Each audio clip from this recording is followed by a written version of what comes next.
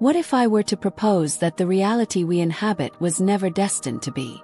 Instead of a world filled with countless nation-states, conflicting religions, and global powers forged through warfare and industrial might, imagine a single unified kingdom under just one law.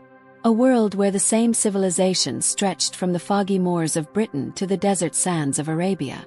What if, in a scenario seemingly from fiction, the Roman Empire never collapsed? It's not as far-fetched as you might believe. For 1,000 years, Rome stood as the world's most dominant force. Its extensive road networks connected diverse lands, and its formidable legions swiftly crushed any rebellion. Its core concepts, such as civic duty, engineering, and jurisprudence, have profoundly shaped our modern world. Yet, in the 5th century it disintegrated. The Western Roman Empire crumbled due to internal corruption, a declining economy, and relentless incursions by barbarian tribes who seized Roman territories.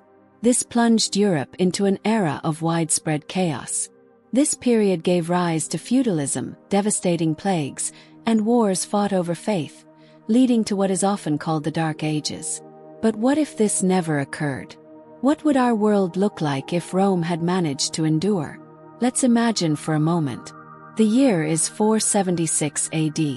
In our history, this marks the moment the barbarian general Odoacer deposes Romulus Augustulus, the last Western Roman emperor. But let's alter the narrative.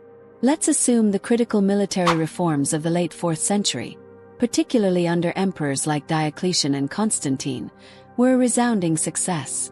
Imagine the borders held firm. The economy stabilized. The Western Empire, instead of squandering its resources, reinvested them into its own infrastructure. In this alternate timeline, Rome does not fall, perseveres. Consequently, by the 6th century, Europe remains a single Roman-governed territory, not a fractured collection of Germanic kingdoms. This would alter everything, starting with the most fundamental element: language. With a unified Europe, the Latin-derived languages like French, Spanish, Italian, Portuguese, and Romanian would never emerge. Instead, Vulgar Latin would evolve into a standardized, empire-wide common tongue, which we can call Imperial Latin. A shared language would accelerate education, streamline communication, and boost literacy rates. It would foster a cohesive bureaucratic class, operating seamlessly from Britain to Palestine without any need for translators. Next, consider religion. With no power vacuum left by Rome's fall, the emperor would have maintained control over the growing Christian faith. The Great Schism might never have happened. The Pope would not have gained such independent authority, and consequently, there would be no Protestant Reformation. Religion would cease to be a source of major conflict, instead becoming an integrated, state-sanctioned system. Furthermore, this unity would fuel progress. By the 8th century, the empire would have advanced deeper into Germania, absorbing the very lands once ravaged by its legions. The Rhine and Danube rivers would no longer be seen as frontiers, but as internal transportation arteries. Rome's complete dominion would only be a matter of time. Without the pressure of collapse, the imperial system would be free to modernize. The early concepts of Roman engineers like Hero of Alexandria, who hinted at steam technology centuries prior, would be fully developed. By the 10th century, Rome would experience its own industrial revolution. Picture aqueducts powered by steam pumps. Imagine Roman roads illuminated by gaslight. Visualize Roman legions supported by ironclad war wagons, primitive tanks of their time. See airships, bearing the eagle standard, gliding over the skies of Judea and Gaul. This stability would drive scientific inquiry and accelerate discovery. Moreover, Rome's primary concern was always maintaining order. By the year 1200, the empire would span most of Eurasia and North Africa. Trade would flow freely from the British Isles to the Indus Valley, unhindered by bandits or border tariffs. A pan-imperial economy would thrive, built on standardized currency, weights, and measures.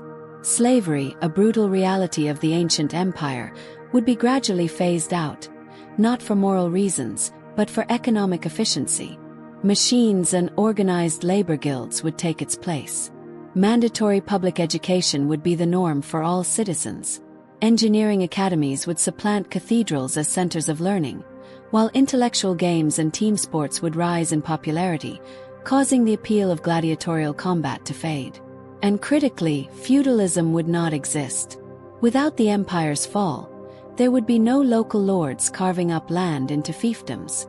There would be no serfs or peasants bound to the soil. Under Roman law, land would be either privately leased or state-owned. Agricultural efficiency would improve at a much faster rate, avoiding any form of medieval stagnation. Around the year 1500, instead of galleons sailing from fragmented nations, Rome would be constructing massive imperial dreadnoughts. The first to arrive in the Americas would not be conquistadors, but Roman surveyors, engineers, and administrators. Native civilizations like the Aztec and Inca would encounter a very different kind of power. One that builds roads instead of raising temples. One that seeks to incorporate and integrate, rather than to conquer and eliminate. Of course, the spread of disease would still be a tragic reality. However, a unified and scientifically advanced Rome would possess the resources to contain, study, and combat pandemics far more effectively. And the Renaissance? It wouldn't happen because it wouldn't need to. Roman art, sculpture, and philosophy would have been continuously practiced and remembered. Artists like Michelangelo and Leonardo would not be rediscovering classical standards. They would be continuing a long, unbroken artistic tradition. Now let's consider politics. A single Roman state does not guarantee perpetual peace. Civil wars would still erupt. The corrupting influence of power would remain a constant threat. However, these internal conflicts would be struggles for imperial succession, Senate rebellions, or military coups, not the nationalistic slaughters that defined our history. World War I. It would be impossible. There would be no nation-states, no Germany, no France, no Britain. There would only be provinces, administered by a central imperial government. The assassination of a Balkan dignitary wouldn't trigger a continental war, because that dignitary would be a Roman citizen, not a monarch. And World War II, equally impossible. Fascism, born from the ashes of shattered empires and fueled by identity politics after the Treaty of Versailles, would have no ground to form. Within the borders of a stable, unified Rome, there would be no Weimar Germany to radicalize. No Hitler would rise to power. The Holocaust would never happen. Without the threat of a Second World War, the race to build an atomic bomb would never be initiated. Nuclear power would be developed not out of military necessity, but from civilian research. Rome would construct nuclear power plants long before it ever considered building nuclear weapons. What about the Cold War? A rivalry between Rome and China would likely exist, but it would be a competition of influence, as China would have also developed as a major power. The Han, Tang, Song, and Ming dynasties would have encountered a strong, stable Rome instead of a fragmented Europe. The dynamic would be one of competition, not confrontation. Soft power would be favored over gunboat diplomacy. The choice would be influence and integration, rather than subjugation or conquest. And what about today? The year is 2025.